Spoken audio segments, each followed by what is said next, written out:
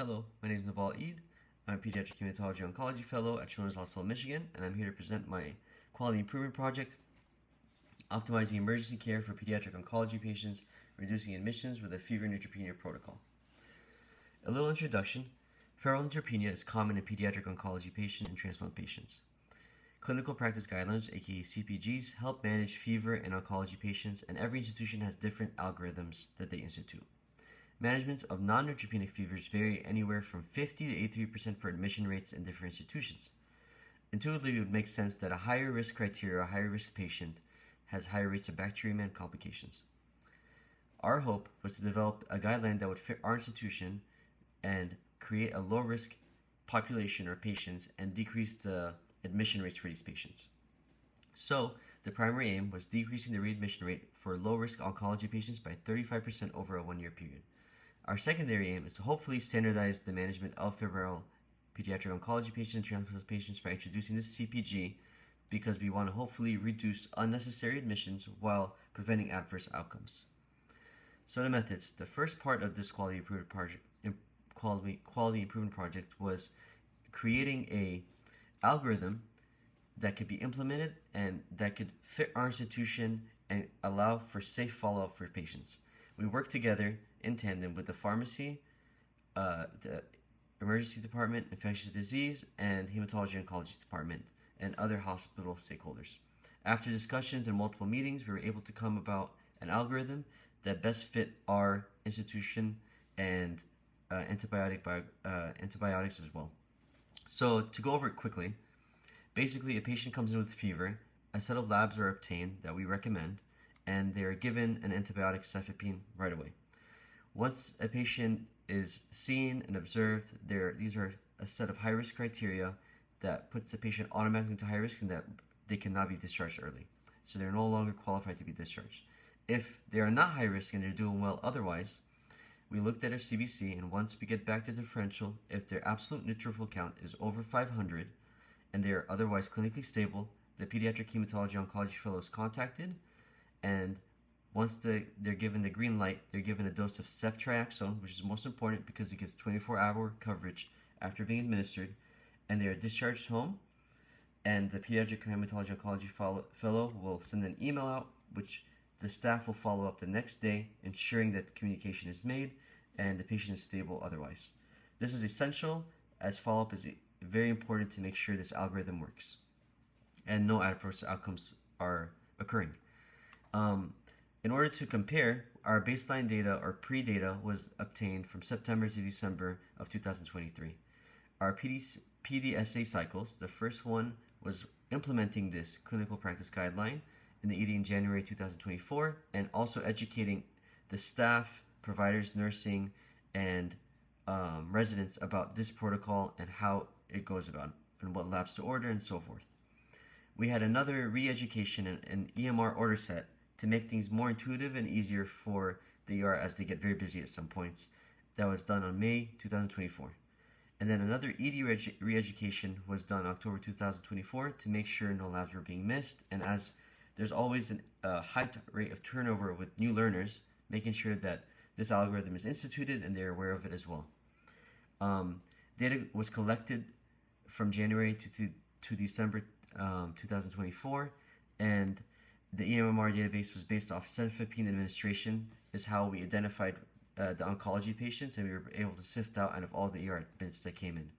We used REDCap as our database, as it's an excellent tool for using descriptives as age, race, diagnosis, high-risk features, time of antibiotics, laboratory values, so we got tons of variables if you want to pull statistics from as well. So from baseline data from June to December 2023, we had a total of 55 patients with 83 encounters. Majority of the encounters were admitted, which is 87%, pretty high. And at this time, we did not have any type of instituted guideline that we have at Children's Hospital of Michigan that we were practicing. It was more independent and based on the provider as well. So 37 of these ED visits met early discharge criteria. What is early discharge criteria? It's when they have an ANC over 500 and are stable otherwise, and they can be sent home and do not meet the high-risk criteria. Of these 37, 27 were admitted, so 73% of these patients could have been that could have been discharged were admitted. 2 had positive blood cultures, and 3 peak admissions were noted at this time. Post-intervention of the data, as always, instituting a new algorithm, there's always going to be little challenges and like hiccups along the way. That's why a PDS cycle is very important, and re-education is important as well. We had a total of 58 patients and 123 ED encounters. Of this, 119 of the patients were febrile in presentation, and 23% of the encounters were high risk, with 37 were neutropenic, requiring admission. So interestingly, 58 ED visits qualified for early discharge, and with 24 admitted and 34 were discharged.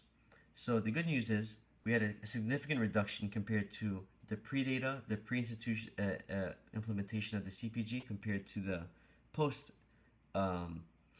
implementation of the CPG of 41%. So that's good news.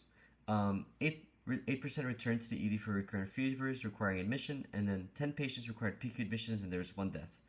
Demographic data were majority male. Caucasian was the predominant race. Ethnicity was non-Hispanic. 37% of the patients were neutropenic when presenting to the ED.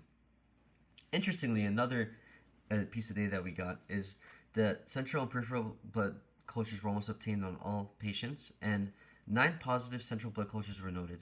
5 correlated with peripheral blood cultures as well. So all positive blood cultures were also associated with high-risk patients. No discharged patients, this is very important, no discharged patients had a positive blood culture, showing that our way of stratifying to low risk is working, and there are decreased adverse outcomes. And as you can see here in the flow, this run chart, which shows very nicely, as you see June 2023, and this is on the y-axis is percent of admission, and on the x-axis is the months. From June all the way to January 2024 was the pre-data, and you can see that we had at this time 85th percentile of admission rates, or 87.5% of admission rates. Once the protocol was instituted, you can see that we kind of met our target. We had a 35, the green line right here is a 35% reduction compared to the median, which is here 87.5, once we instituted the protocol. And then we had our second PDSA cycle, where the order set was implemented and re-education was done, and we have 3 time points that are under the 35th percentile, which is reassuring, showing that this protocol is actually, in theory, working. So the conclusion is CPGs allow for standardized practice. These CPGs reduce unnecessary hospitalizations for febrile oncology patients from 73%, as seen in the prior data, to 41%, as seen in the post-intervention group. There has been a greater than 35% reduction in readmission since implementation, and we're still collecting data up to a year, so we're not done with that collection as well. And then, interestingly, no child with bacteremia had been discharged from the ED, and all cases of bacteremia occurred in high-risk patients. So, showing further that our stratification is working, and it's not missing high-risk patients as well. Interestingly, you get that every associated central blood culture had a positive peripheral blood culture, but there was no peripheral blood culture that did not have a positive central blood culture. So this raises the question, are peripheral blood cultures really necessary, as all patients with positive peripheral cultures also had positive central blood cultures. So it's something just to consider, and the data collection is still ongoing to decrease admissions of non-high-risk patients when possible. So the good news is that this protocol, or this algorithm, has been working really well, and it's even affecting the lives of patients, and they've been saying how much they appreciate being able to go home and decreases the stress and the burden upon being admitted, and also not missing the high-risk patients and guaranteeing they're being safely admitted and labs are being caught quickly.